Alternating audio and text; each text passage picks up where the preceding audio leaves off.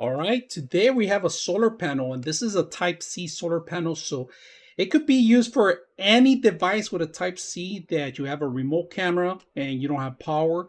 This is a perfect thing. Mostly all the Arlos, but besides Arlos, you could do a lot more.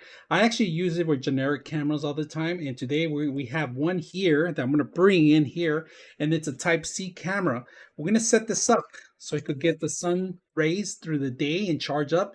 And this one's made especially for that too. So it has an entry in the bottom that you could just put in the Type C.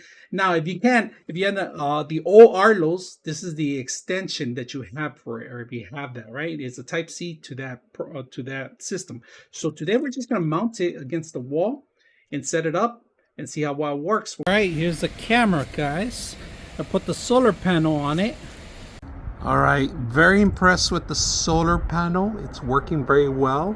It charged a generic camera, also could do Arlo, but I like the solar panel. Very simple to install, if you guys can see.